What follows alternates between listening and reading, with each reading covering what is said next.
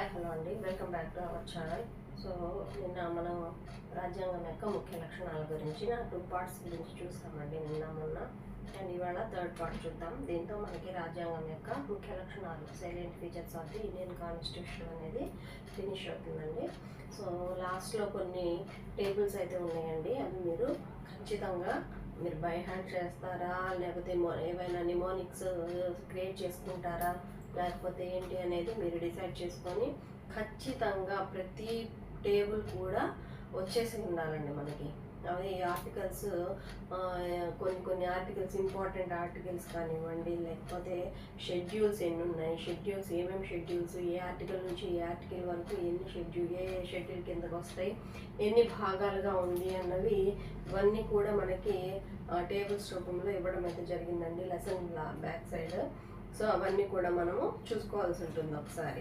So ఇవాళ టాపిక్లోకి వెళ్ళినట్టయితే, సో మనకి నిన్న చెప్పుకున్నాం కదండి సుప్రీంకోర్టు గురించి. సుప్రీంకోర్టుకి కొన్ని హైలీ ఎక్కువ అధికారం అనేది ఉంటుందన్నమాట సుప్రీంకోర్టుకి.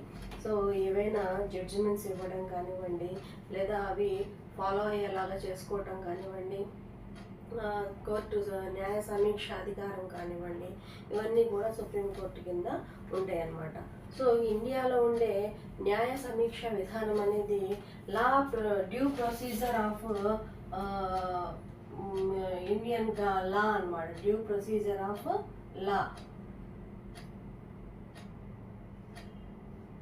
లా కిందకి ఉంటుందండి. దీనికి ఎగ్జాంపుల్గా ఇండియా తీసుకోవచ్చు. అదే డ్యూ ప్రాసెస్ ఆఫ్ లా అనేది ఉంటుందండి. సో ఇది ఎక్కడ ఉంటుంది అండి, యుఎస్ఏలో దీన్ని ఫాలో అవుతారు. So what are these difference ఏంటి అంటే, డ్యూ ప్రొసీజర్ ఆఫ్ లా అంటే మనకి ఏదైనా ఒక చట్టం, కేంద్ర ప్రభుత్వం కానీ రాష్ట్ర ప్రభుత్వం కానీ ఒక చట్టాన్ని చేసినప్పుడు ఆ చట్టం అనేది డైరెక్ట్గా అమల్లోకి వచ్చేస్తుందండి. చట్టం ఎప్పుడైతే శాసనసభలో కానీ లోక్సభలో కానీ ఆమోదం పొందుతుందో వెంటనే అది అమల్లోకి వస్తుంది. కానీ డ్యూ ప్రాసెస్లో మాత్రం మనకి చట్టం ఏదైతే చేస్తారో అది ఖచ్చితంగా దానికి కోర్టుల అనుమతి అనేది అవసరం ఉంటుందండి. యుఎస్ఏ లాంటి కంట్రీస్లో చట్టం చేసిన తర్వాత దానికి కోర్టుల యొక్క అనుమతి అయితే అవసరం ఉంటుందండి. కాబట్టి ఈ 2 రకాల డిఫరెన్సెస్ మన రాజ్యాంగంలో ఇవ్వబడింది అనమాట. అదేవిధంగా తర్వాత కాన్సెప్ట్ వచ్చేసి లౌకిక రాజ్యం. సో లౌకిక రాజ్యం అనేది, లౌకిక రాజ్యం గురించి మనకి ప్రీవియస్ క్లాసుల్లో కొంతవరకు తెలుసుకున్నాం కదండి. సో ఇందులో అసలు లౌకిక రాజ్యానికి ఉండవలసిన లక్షణాలు ఏంటియో చూద్దామండి. సో లౌకిక రాజ్యం అంటే మనందరికీ తెలిసిందే కదా, మత ప్రాతిపదిక లేని రాజ్యాలని లౌకిక రాజ్యాలుగా చెప్పుకుంటారు. సో ఫర్ ఎగ్జాంపుల్ పాకిస్తాన్ లాంటి కంట్రీస్కి ఒక మతం అనేది ఖచ్చితంగా వాళ్ళు ఫాలో అవుతారు. సో దానికి అధికార మతం కూడా వాళ్ళకి ఉంటుంది, అది ముస్లిం మతం అన్నమాట. సో కానీ మన ఇండియాకి అలాంటిది ఏదైనా ఉందా అండి? సో మన రాజ్యాంగం దాన్ని అలౌ చేయలేదు. ఎటువంటి ఏ మతాన్ని కూడా మన రాజ్యాంగము అధికార మతంగా ప్రకటించుకోలేదు. అన్ని మతాలు మన రాజ్యాంగంలో సమాన హక్కుని కలిగి ఉంటాయి అన్నమాట. అన్నిటికీ ప్రాధాన్యతనివ్వడం జరుగుతుంది. కాబట్టి మన రాజ్యాన్ని లౌకిక రాజ్యంగా మనం పేర్కొంటాము. అదేవిధంగా మనకి ఈ లౌకిక అనే word 42nd amendment in the year of 1976 ముందే చెప్పుకున్నాం కదండి. 3 వర్డ్స్ అనేవి మనకి 42nd అమెండ్మెంట్లో ఇవ్వడం అయితే జరిగింది కదా. అందులో వన్ ఆఫ్ ది వర్డ్ లౌకిక అనే వర్డ్ అనమాట. సో ఇది ఇంపార్టెంట్ అండి, గుర్తుపెట్టుకోవాలి. నెక్స్ట్, సో దీంట్లో కొన్ని ఇంపార్టెంట్ ఆర్టికల్స్ మనకి ఈ లౌకిక రాజ్యవాదాన్ని బలపరుస్తూ ఉంటాయండి. సో అవి ఏంటి అంటే, ఫర్ ఎగ్జాంపుల్ 14th ఆర్టికల్ దేనికి సంబంధించిందండి, సమానత్వపు హక్కు. అలాగే 15th ఆర్టికల్ దేనికి సంబంధించిందండి, మనకి మత ప్రాతిపదికన ఎటువంటి హక్కులు ఉండకూడదు, మత ప్రాతిపదికన ఎవరిని ఎక్కువగానో తక్కువగానో చూడకూడదు. అదేవిధంగా మనకి 16th ఏంటిదండి, 16th ప్రభుత్వ ఉద్యోగాలకి అందరూ సమాన అవకాశాలను కలిగి ఉంటారు, సమాన అవకాశాలు. సో ఇలాగా 20 మనం ఇంకా చూసుకుంటే 25th article, 26th article, 27th article and 28th, 29th and 30. So and 44 ఇవన్నీ కూడా మనకి లౌకిక రాజ్యాన్ని బలపరిచే ఆర్టికల్స్ అండి రాజ్యాంగంలో. దీని గురించి బ్రీఫ్గా గొలైట్గా చూసుకుంటే ఇది ఏ మతాన్నైనా అనుసరించే హక్కుని కలిగి ఉంటారు. భారతీయులు ఏ మతమైనా వాళ్ళు విశ్వసించదగిన నమ్మదగిన ఏ మతాన్నైనా ఫాలో అయ్యే స్వేచ్ఛ అనేది రాజ్యాంగం ప్రతి పౌరునికి ఇవ్వబడింది అనమాట. సో అదేవిధంగా ఇందులో 26th ఆర్టికల్లో సంస్థలను ఏర్పరచుకునే హక్కు, మత సంస్థలను ఏర్పరచుకునే హక్కులు అనేవి రాజ్యాంగం ఇవ్వబడింది. అదేవిధంగా 27th మనకి ఎటువంటి పన్నులు అనేవి విధించకూడదు అనమాట. మత ప్రాతిపదికన మేము ఈ మతానికి ఫాలో అవుతున్నాము, మీరు కూడా ఇదే మతాన్ని ఫాలో అవ్వాలి, లేకపోతే ఇంత పన్ను కట్టాలి, మీరు ఇంత మనీ అనేది ఇవ్వాల్సి ఉంటుంది మా మతాన్ని ప్రోత్సహించుకోవడానికి అన్న విధంగా కొన్ని పన్నులు అనేవి విధించటం అనేది మన కాన్స్టిట్యూషన్ అలౌ చేయలేదు. మత ప్రాతిపదికన ఎటువంటి పన్నులు మనం కట్టాల్సిన అవసరము లేదు. అదేవిధంగా మైనారిటీస్ కానివ్వండి, లేకపోతే మన ప్రభుత్వం ద్వారా నడవబడే ఏవైనా సంస్థలు కానివ్వండి, అంటే ప్రభుత్వ నిధుల ద్వారా మనం నడిపించుకునే, ఫర్ ఎగ్జాంపుల్ గవర్నమెంట్ స్కూల్స్ కానివ్వండి, లేకపోతే గవర్నమెంట్ ఆఫీసెస్ కానివ్వండి, అలాంటి వాటిల్లో మత ప్రచారాన్ని జరపకూడదు అనేది 28th ఆర్టికల్ ద్వారా తెలియజేస్తుంది అనమాట. మత ప్రచారము చేయకూడదు. అదేవిధంగా మైనారిటీస్ వాళ్ళందరూ కూడా కొన్ని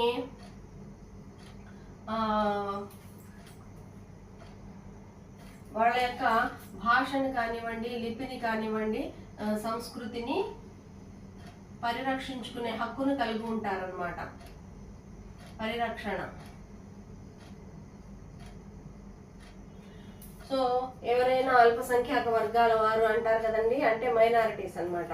మన దేశంలో చాలా వెనకబడిన ఏరియాస్లో ఉండే ప్రజలు కానివ్వండి, ఫర్ ఎగ్జాంపుల్ మనకి ట్రైబల్స్ కానివ్వండి, మనకి ఏరియల్ వీటిల్లో ఉంటారు కదండి ఏజెన్సీస్లో. సో ఏజెన్సీస్లో ఉండే ట్రైబల్ పీపుల్స్ కానివ్వండి, వివిధ మతాలకు చెందిన వాళ్ళు వారి వారి యొక్క సంస్కృతిని, భాషల్ని, లిపుల్ని వాళ్ళు పరిరక్షించుకునే హక్కును కూడా కలిగి ఉంటారండి 29th ఆర్టికల్ ద్వారా.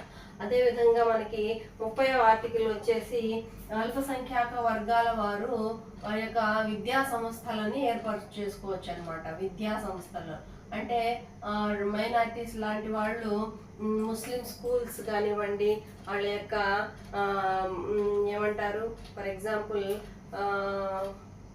మనకి మదర్సాలు ఉంటాయి కదండి. సో అలాంటి మదర్సాలు లాంటి వాటిని ఏర్పాటు చేసుకొని వారికి సంబంధించిన విద్యా విధానాలని ఏర్పాటు చేసుకొని వాటిని ఆ విద్యా సంస్థల్ని నడుపుకునే హక్కు అనేది మన రాజ్యాంగం 30వ ఆర్టికల్ ద్వారా ప్రతి పౌరునికి ఇవ్వడం అయితే జరిగిందనమాట.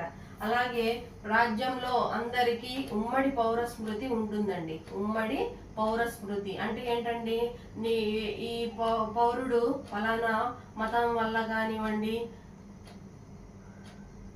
ఫలానా కులానికి చెందిన వాడిగా వర్గ విభేదాలుగా చూపిస్తూ వీళ్ళు గొప్ప వీళ్ళు తక్కువ అన్న ఎటువంటి భేదభావం లేదండి. అందరికీ ఒకే విధమైనటువంటి పౌరులుగా ట్రీట్ చేసే విధానం అనేది మన రాజ్యాంగం ప్రతి పౌరునికి ఇవ్వబడింది అనమాట. సో కేంద్రము దానికి తగ్గట్టుగానే ప్రతి స్టెప్ని తీసుకోవాల్సి ఉంటుంది. సో దీన్ని ఉమ్మడి పౌర స్మృతి అనేది 44th అమెండ్మెంట్ ద్వారా 44th ఆర్టికల్ ద్వారా మనకి తెలియజేస్తున్నారు అనమాట.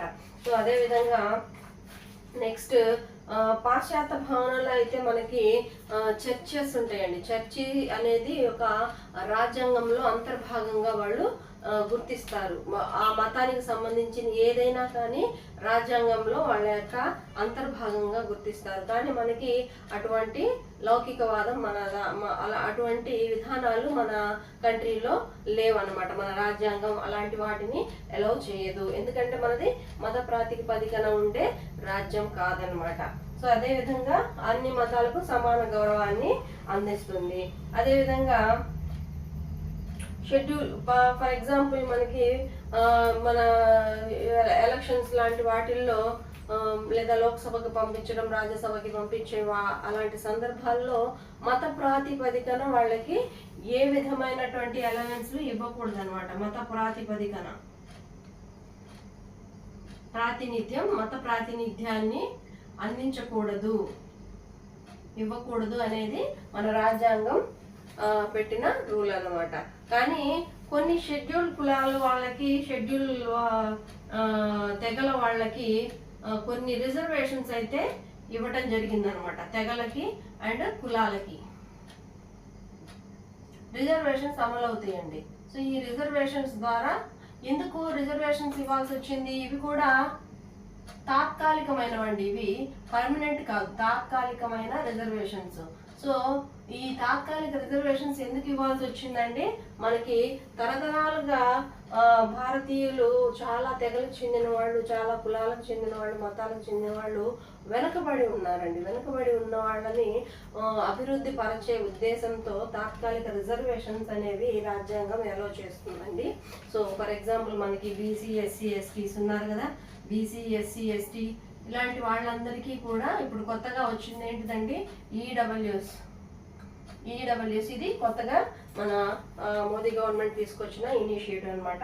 ఎకనామికల్లీ వీకర్ సెక్షన్స్ వీళ్ళకి 10% రిజర్వేషన్ అనేది ఇవ్వడం జరిగింది. సో ఇలాగా బీసీలకి అయితే 4%. సో ఇలాగా ఇంకో రూల్ ఉందండి, 50% కంటే ఈ రిజర్వేషన్స్ దాటకూడదు అన్నది మనకి రాజ్యాంగం పెట్టిన రూల్ అనమాట. రిజర్వేషన్స్ కూడా లిమిటేషన్స్ ఉంటుంది. సో అదేవిధంగా మనకి సార్వజనీన ఓటు హక్కు అనేది ఇవ్వటం అయితే జరిగిందనమాట. సో సార్వజనీన ఓటు హక్కు ఎందుకు ఇస్తారండి? సో మనది ఉమ్మడి పౌరసత్వం అని, ఏక పౌరసత్వం అని మనకి వర్డ్స్ ఉన్నాయి కదండి రాజ్యాంగంలో. ఏంటంటే వీటికి మీనింగ్ ఒకటే. ఏక పౌరసత్వం అంటే మీరు ఎక్కువ కేటగిరీకి చెందిన వాళ్ళు, వీళ్ళు తక్కువ కేటగిరీకి చెందిన వాళ్ళు అనే డిఫరెన్సియేషన్ లేకుండా ప్రతి ఒక్కళ్ళు భారతదేశంలో ఉన్న అంబానీ దగ్గర నుంచి లో క్లాస్ వాళ్ళ వరకు కూడా అందరూ సమానమే అనే దానికి ప్రతీకగా ఈ ఏక పౌరసత్వాన్ని అనేది ఇవ్వటం జరిగిందండి. ఇప్పుడు ప్రతి ఒక్కరికి ఆధార్ కార్డు ఉంటుంది. అంటే దాంట్లో ఏమైనా డిఫరెన్సెస్ ఉన్నాయా అండి? అందరికీ ఆధార్ కార్డు ఒకటే కదా. అంటే అది ఏక పౌరసత్వం.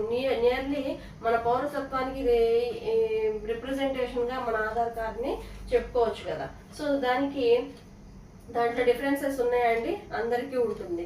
సో అదేవిధంగా మనకి లౌకిక రాజ్యంలో అందరికీ ఈ కులాల వాళ్ళు ఓటు వేయచ్చు, ఆ మతాల వాళ్ళు ఓటు వేయకూడదు. సో ఇలాంటి ఎటువంటి నిబంధనలు అనేవి ఉండవండి. ప్రతి ఒక్కళ్ళు కూడా ఓటు హక్కుని వినియోగించుకునే హక్కుని కలిగి ఉంటారనమాట.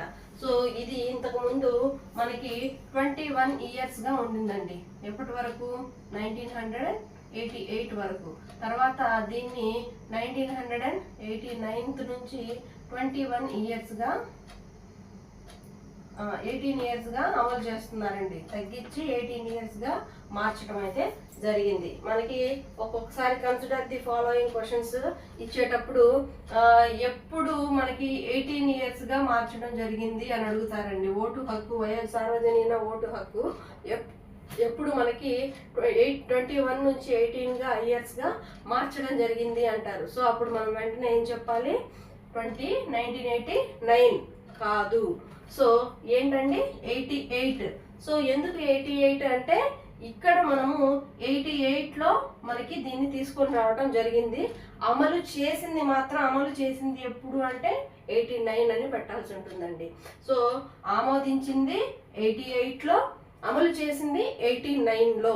సో కన్ఫ్యూజ్ అయ్యే ఛాన్సెస్ ఉంటాయండి. కన్సిడర్ ది ఫాలోయింగ్ క్వశ్చన్స్ అన్నీ కూడా ఇలానే ఉంటాయి. కాబట్టి అమలు చేసింది ఎప్పుడు, ఆమోదించింది ఎప్పుడు ఖచ్చితంగా గుర్తుపెట్టుకోవాల్సి ఉంటుందన్నమాట. నెక్స్ట్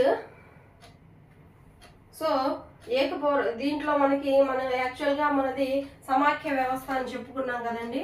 సమాఖ్య వ్యవస్థ ఎప్పుడు అది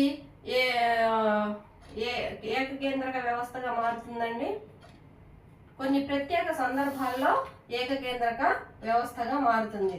సో అంటే సమాఖ్య వ్యవస్థ అంటే ఏంటండి, మన కంట్రీలో దేశంలో కేంద్రం ఉంటుంది, అదేవిధంగా రాష్ట్రాలు కూడా ఉంటాయి. విడివిడిగా వాటికి అధికారాలు అనేవి ఇవ్వటం జరిగింది. కేంద్రానికి సపరేట్ అధికారాలు ఉంటాయి, రాష్ట్రానికి సపరేట్ అధికారాలు ఉంటాయి. కాబట్టి మనకి మన వ్యవస్థని సమాఖ్య వ్యవస్థగా చెప్పుకున్నాం. కానీ కొన్ని ప్రత్యేక సందర్భాల్లో వెంటనే ఎటువంటి సవరణలు చేసే అవసరం లేకుండా మనకి ఏకకేంద్రక వ్యవస్థగా మారిపోతుందండి మన రాజ్యాంగం, మన దేశం అనేది. సో ఎలాగా అప్పుడు కేంద్రం అమల్లో ఉంటుంది, కేంద్రం యొక్క అధికారాలు మాత్రమే అమల్లో ఉంటాయి. సో అలాంటి కేంద్రం ఒక్కటే ఉన్నట్టయితే దాన్ని ఏకకేంద్రక వ్యవస్థ అంటాము. సో ఆ కేంద్రం ఎప్పుడు పరిపాలనని తన ఆధీనంలోకి తీసుకుంటుంది అంటే కొన్ని అత్యవసర పరిస్థితులు అనేవి ఉంటాయండి. సో అత్యవసర పరిస్థితులలో మనకి కేంద్రము రాష్ట్రాల దగ్గర ఉన్న అధికారాలని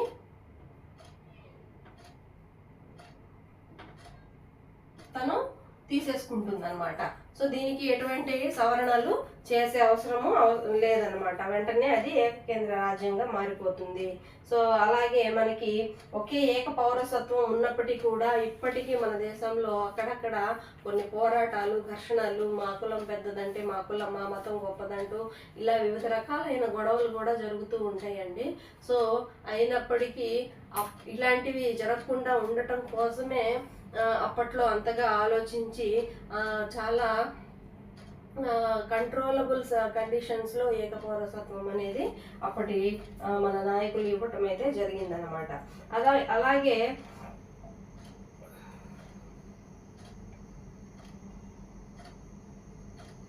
నెక్స్ట్ వచ్చేసి మనకి కొన్ని అత్యవసర పరిస్థితుల గురించి చెప్పుకుంటున్నాం కదండి. సో అత్యవసర పరిస్థితులకి మనకి 3 ఆర్టికల్స్ గుర్తుపెట్టుకోవాల్సి వస్తుందండి. 352, 356 అండ్ 360. సో ఈ 352 దేని గురించి తెలియజేస్తుంది అంటే మనకి ఎప్పుడైనా అత్యవసర పరిస్థితి ఎప్పుడైతే రాష్ట్రాలలో అత్యవసర పరిస్థితి ఎదురవుతుందో అలాంటి సందర్భాల్లో మనకి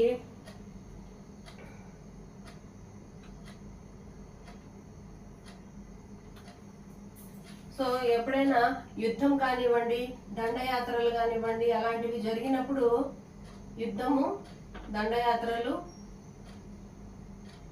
సాయుధ దళాల తిరుగుబాటు,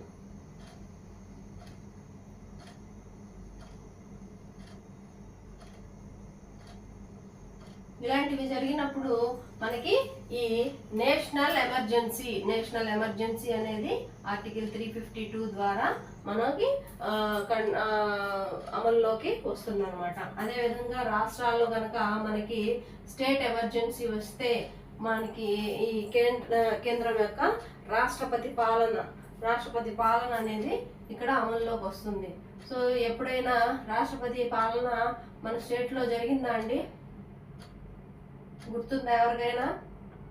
తెలంగాణ మూమెంట్ జరిగేటప్పుడు మనకి ఈ లెజిస్లేచర్ అంతా కొలాప్స్ అయిన వెంటనే రాష్ట్రపతి పాలన అప్పుడు మనకి అరౌండ్ 2012 to 14 అనుకుంటానండి. సో ఆ టైంలో మనకి రాష్ట్రపతి పాలన అనేది అమల్లో ఉండింది. అదేవిధంగా 360 అనేది ఇది ఫినాన్షియల్ ఎమర్జెన్సీ అండి, అత్యవసర పరిస్థితి, ఆర్థిక అత్యవసర పరిస్థితి అంటాము. సో ఈ ఆర్థిక అత్యవసర పరిస్థితి అనేది 360 ఆర్టికల్ ద్వారా వస్తుందన్నమాట.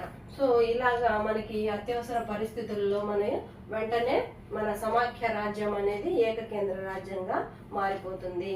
అదేవిధంగా మనకి స్వతంత్ర సంస్థలు అంటూ కొన్ని ఉన్నాయి అన్నమాట.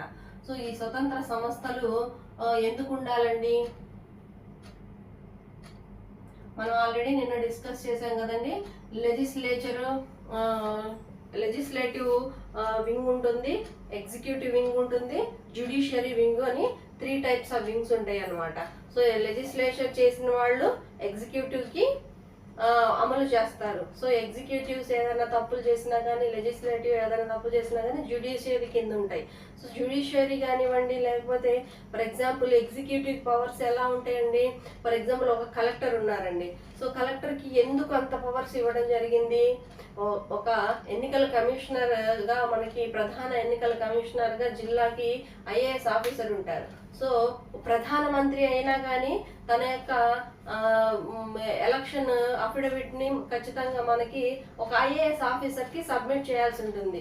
సో అంత అధికారం కూడా ఒక ప్రధానమంత్రి అయినప్పటికీ కూడా మోదీ గారు, మనం చాలా పేపర్స్లో చూసే ఉన్నాం కదండి, ఒక ఐఏఎస్ ఆఫీసర్ ముందు నిలబడి తన అఫిడవిట్ని నామినేషన్ని ఇవ్వడం అయితే జరుగుతుంది. అంటే ఎవరు కూడా ఈ ముగ్గురిలో ఎగ్జిక్యూటివ్ కానీ, జ్యుడిషియల్ కానీ, లెజిస్లేటివ్ కానీ ఎవరు ఎక్కువ కాదు అనే దానికి మన రాజ్యాంగం ఇచ్చిన హక్కులు అన్నమాట. సో అందరూ ఒకళ్ళ మీద ఒకళ్ళు డిపెండ్ అయ్యి వర్క్ చేయాల్సి ఉంటుంది.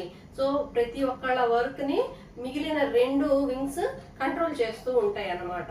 సో ఈ టైప్ ఆఫ్ లెజిస్లేచర్ చాలా గొప్పదండి. నాకైతే చాలా చాలా బాగా నచ్చే ఎలిమెంట్ ఏదన్నా ఉంది అంటే రాజ్యాంగంలో ఇదే అన్నమాట. సో ఇంకా ఉన్నాయి, కానీ ఇది మోస్ట్ ఎఫెక్టివ్గా వర్క్ చేస్తుంది.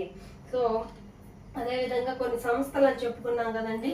కేంద్రం స్థాయిలో, రాష్ట్ర స్థాయిలో కొన్ని సంస్థలు అయితే ఉంటాయండి. రాజ్యాంగ సంస్థలు అంటాం వీటిని. కేంద్ర స్థాయిలో, రాష్ట్ర స్థాయిలో కొన్ని సంస్థలు అయితే ఉంటాయి, వీటిని రాజ్యాంగ సంస్థలు అంటారు. సో మనకి statutory bodies and legislative bodies అని 2 టైప్స్ ఉంటాయి అన్నమాట. అంటే శాసనాల ద్వారా లేదా చట్టాల ద్వారా వచ్చిన సంస్థలు ఉంటాయి, అదే విధంగా రాజ్యాంగము ఇచ్చిన సంస్థలు ఉంటాయి అన్నమాట. సో ఇప్పుడు మనం రాజ్యాంగానికి సంబంధించిన స్వతంత్ర సంస్థల గురించి కనుక తెలుసుకున్నట్టయితే అందులో ఫస్ట్ ఆఫ్ ఆల్ మనకి ఎన్నికల కమిషన్ అండి. సో ఎన్నికల కమిషన్ గురించి తెలిసిందే కదా మనకి. రాష్ట్రంలో కానివ్వండి, దేశంలో కానివ్వండి, రాష్ట్రపతికి సంబంధించిన ఎలక్షన్స్ కానివ్వండి, అన్నీ కూడా ఈ ఎన్నికల కమిషన్ కిందనే ఉంటాయి. వాళ్ళు టోటల్ కంట్రోల్ అంతా కూడా ఎలక్షన్స్ టైంలో ఎన్నికల కమిషనర్ ఈస్ ద హైయెస్ట్ స్టేజ్లో ఉంటారన్నమాట. సో అతను చెప్పినట్టుగా అతను లేదా ఆమె ఎవరైతే చెప్తారో వాళ్ళనే మిగిలిన టోటల్ కంట్రీ అంతా కూడా ఎలక్షన్ ప్రాసెస్ని జరుపుతూ ఉంటుంది. సో ఇది ఒక కాన్స్టిట్యూషనల్ ఆర్గనైజేషన్ అన్నమాట. కాన్స్టిట్యూషనల్ ఆర్గనైజేషన్స్ అంటాం ఇలాంటి వాటిని. సో అదేవిధంగా next controller and auditor general. Controller and auditor general.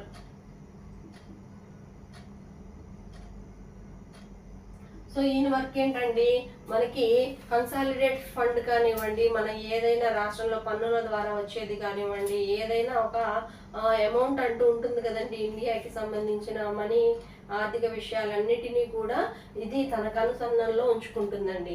అన్నిటినీ కూడా లెక్కలు వేయటం, లెక్క జమా పత్రాలు మనకి ఒక అసిస్టెంట్ ఎలాగైతే చేస్తారో మన కింద, సో అలాగా మన ఇండియా మొత్తానికి ఒక కంట్రోలర్ అండ్ ఆడిటర్ జనరల్ ఉంటారు. ఆయన అన్ని లెక్క జమ పత్రాలు అన్నీ చూసేసి దేనికి ఎంత ఖర్చు చేయడం జరిగింది గవర్నమెంట్, ఇంకా ఎంత ఫండ్ ఉండింది, ఇంకా ఎన్ని అప్పులు ఉన్నాయి, అండ్ ఇది కరెక్ట్గా చేస్తుందా లేదా అని ఒక కమెంట్ని చేసే, స్టేట్మెంట్ని ఇచ్చే అధికారం కూడా ఈ కంట్రోలర్ అండ్ ఆడిటర్ జనరల్కి ఉంటుందన్నమాట. సో ఇది ఒక కాన్స్టిట్యూషనల్ బాడీ. అదేవిధంగా మనకి యూపీపీఎస్సీ ఉంది కదండి, UPPSC union public service commission. So ఈ యూపీఎస్సీ సో యూపీఎస్సీ ఏం చేస్తుందండి, మన కంట్రీకి కావాల్సిన సర్వీసెస్ ఏవైనా ఉంటే ఆ సర్వీసెస్కి రిక్రూట్ చేయటము అండ్ రాష్ట్రపతికి కావాల్సిన సలహాలు కూడా ఇదే ఇస్తుందండి. మనకి జనరల్గా ఏం తెలుసు, యూపీఎస్సీ ఎగ్జామ్స్ అంటే ఓన్లీ రిక్రూట్మెంట్ అనే అనుకుంటాము, కానీ ఇక్కడ రాష్ట్రపతికి ఏవైనా డౌట్స్ ఉన్నా కానీ వాటిని క్లారిఫై చేసే అధికారము ఈ యూపీఎస్సీకి ఉంటుంది. అదేవిధంగా స్టేట్ లెవెల్లో మనకి ఫర్ ఎగ్జాంపుల్ మన స్టేట్ కానీ తెలంగాణ కానీ తీసుకుంటే ఏపీపీఎస్సీ ఆర్ టీఎస్పీఎస్సీ ఉంటాయి కదండి. సో ఇవి కూడా మనకి గవర్నర్ గారికి సలహాలను అయితే ఇస్తూ ఉంటుంది అనమాట. అదేవిధంగా రిక్రూట్మెంట్స్, సర్వీస్ కమిషన్స్ కిందకు వచ్చే ప్రతి ఉద్యోగానికి సంబంధించిన రిక్రూట్మెంట్ కూడా వీటి కింద నిర్వహించడం అయితే జరుగుతుంది. సో అదేవిధంగా మనకి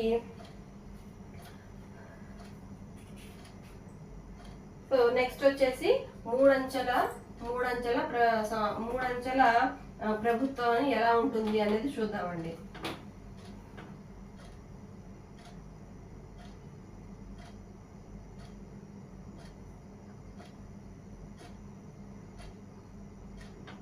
సో మూడంచెల ప్రభుత్వం అంటాం కదండి, కేంద్రం, రాష్ట్రం అండ్ పంచాయతీ. సో ఇలాగా 3 స్టేజెస్లో మనకి ప్రతి స్థాయిలో కూడా 3 అంచెలు అనేవి ఉంటాయండి. సో కేంద్ర, రాష్ట్ర, పంచాయతీల మనకి 3 అంచెల ప్రభుత్వం అంటారు. అండ్ ఈ 3వ కాన్సెప్ట్ అనేది మనకి 73 అండ్ 74th అమెండ్మెంట్స్ ద్వారా తీసుకొని రావడం జరిగిందండి. చాలా చాలా చాలా ఇంపార్టెంట్ అండి. 73rd అండ్ 74th ఆర్టికల్స్ అనేవి అమెండ్మెంట్స్ అనేవి చాలా చాలా ఇంపార్టెంట్. మెయిన్గా మనకి గ్రూప్ 2 లెవెల్లో అయితే ఖచ్చితంగా దీని నుంచి క్వశ్చన్ లేకుండా ఉండదు అనమాట. సో అలాగే గ్రూప్ 1లో కూడా అడిగే ఛాన్సెస్ ఎక్కువగా ఉంటాయండి. సో ఏంటి దీని గురించి?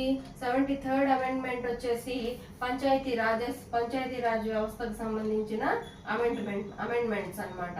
అదేవిధంగా 74th వచ్చేసి మున్సిపాలిటీ, ఇదేమో గ్రామ స్థాయిలో ఉంటుంది, ఇదేమో పట్టణ స్థాయిలో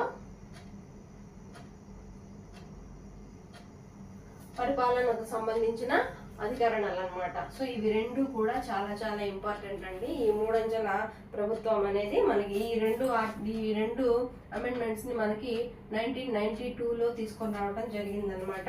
సో దీని ద్వారా మనకి 9వ భాగాన్ని అలాగే 11వ షెడ్యూల్ని మనకి రాజ్యాంగంలో యాడ్ చేయడం జరిగింది. అదేవిధంగా 9th ఏ భాగము అండ్ 12వ షెడ్యూల్ మున్సిపాలిటీకి సంబంధించి, ఇది పంచాయతీకి సంబంధించి.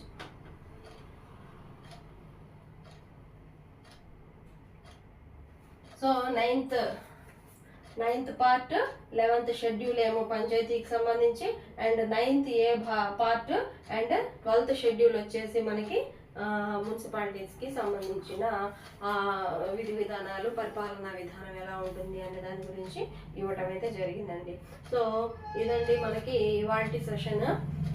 ఇవాళ మనకి కరెంట్ అఫైర్స్లో చాలా చాలా ఇంపార్టెంట్ ఆర్టికల్స్ ఉన్నాయండి. ఎడిటోరియల్స్లో ఒకసారి చూసుకోండి.